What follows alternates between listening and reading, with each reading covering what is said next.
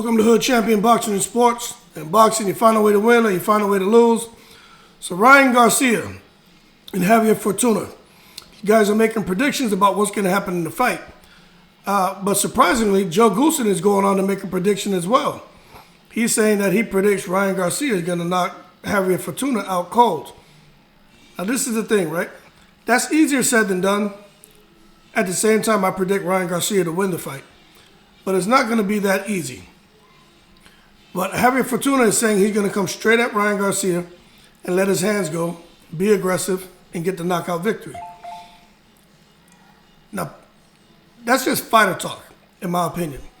I think Javier Fortuna is intelligent enough, and his team is intelligent enough to know you can't just run in there on Ryan Garcia.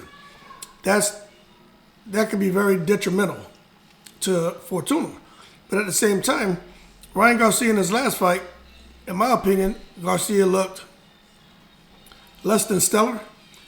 But at the same time, you got to look at his opponent. His opponent didn't really cooperate much, and Joe Goossen goes on and to say that in an interview that he felt like Ryan Garcia was the only person in the ring.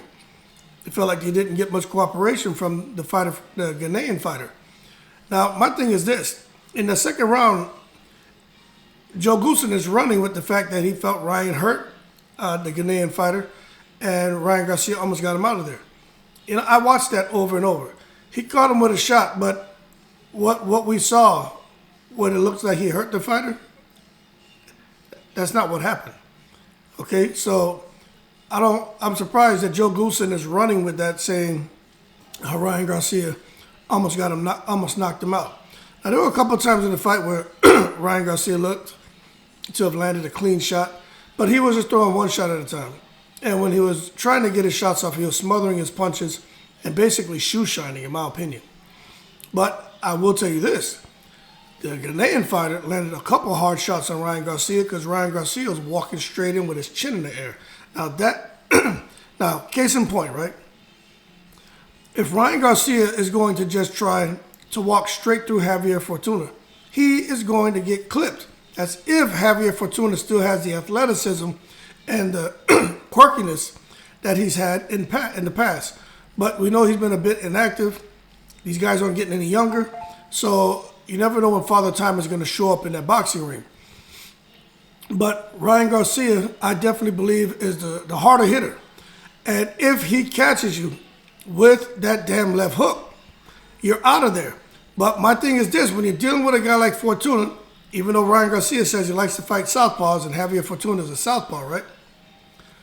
How far can your left hook get you with a guy like Fortuna who's not going to necessarily be a sitting duck for that shot? Now, he's not very mobile, doesn't have much lateral movement. Fortuna throws, his hands always down, he throws wide looping shots. But he has one of those styles that work for him, kind of like Rolly Romero. His style is quirky, but it works. But how far can Ryan Garcia's left hook take him? And Joe Goossen says they're working on the right hand as well.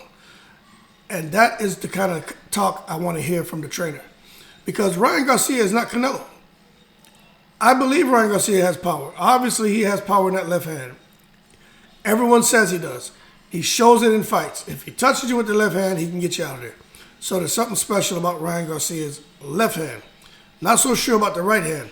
But I'm glad to hear Joe Goossen talking about working on developing that right hand. It's like when Pacquiao came over to the States. Freddie Roach, they had to work on Pacquiao getting the right hand involved. And also doing different things with the left hand opposed to just firing that straight left. They had to work on stuff. The backhand isn't going to always get you there. Wasn't always going to get Pacquiao there. And then the left hook isn't always going to get Ryan Garcia there. So they're working on that. I'm also glad to know that Joe Goossen, although these aren't his words, I believe he's took a look at Ryan Garcia and the style that he's fighting and saying, okay, he's not Canelo Alvarez. Canelo has a chin. Canelo works a lot of exercises for his neck and things that help him, absorb the impact of shots. So Canelo isn't a guy who you're going to just hit today's Canelo with one shot and get him out of there.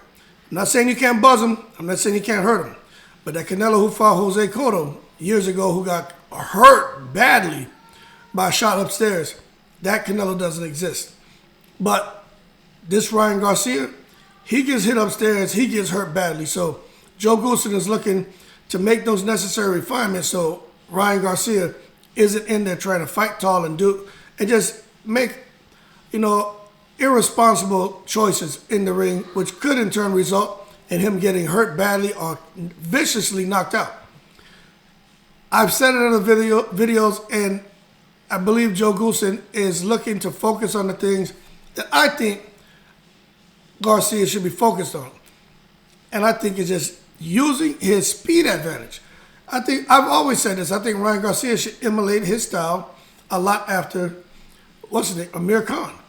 That Ryan Garcia has that kind of speed. But Amir Khan could throw like a 30-punch combination, like amazing combinations, man. And Ryan Garcia, I think, has the ability to do it. He has the speed, but I'm not sure he can rattle off the 30 punches like that. And I'm not talking about, one, two, hook, uppercut. Nah, I mean, Amir Khan was able to rattle off a combination, step out on the angle, keep going. You go back, he comes forward. You come forward, he can go back and still punch. Then, roll out. And now you're looking up and he's there on the side of you or behind you. And I think Ryan Garcia has those abilities.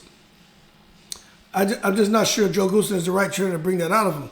He seems to be really, content on having, like the superstar. Like, again, I refer to it more as a turnkey operation.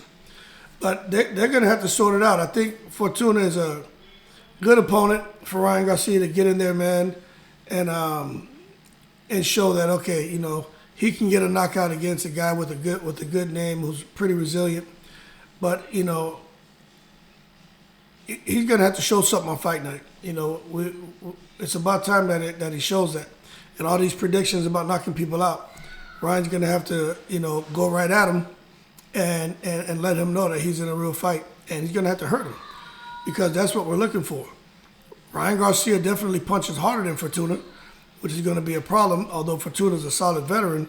I just don't see it going any other way but for Garcia to win that fight. But if Garcia wins the fight by unanimous decision, I would consider that a loss. Garcia's going to have to do something spectacular in his fights, especially wanting to fight a guy like Tank. Can't come into these boxing matches making it a tickling contest if you're looking to fight Tank. Tank's not going to tickle you. Tank's going to kill you. And if you're not ready to die Biggie Smalls, you need to get the hell up out the ring. Don't go in there with Tank. Now, I still give Ryan Garcia, a chance in the fight because if Ryan Garcia, 5'10", 5'9", 5'10", Tank's 5'5". Ryan Garcia's got the reach advantage, he's got the speed, and he's got power, and he has IQ, unlike, and I'm not saying this as to downplay Rolly Romero, but Rolly Romero, I don't think has the IQ of Ryan Garcia. But he has something because Rolly showed that he has some intelligence. He just got clipped. But if Ryan Garcia is going to use this fight with Fortuna as a stepping stone or a springboard to a Tank fight, at least that's what he's saying he wants. That's what Oscar De La Hoya is saying that he wants.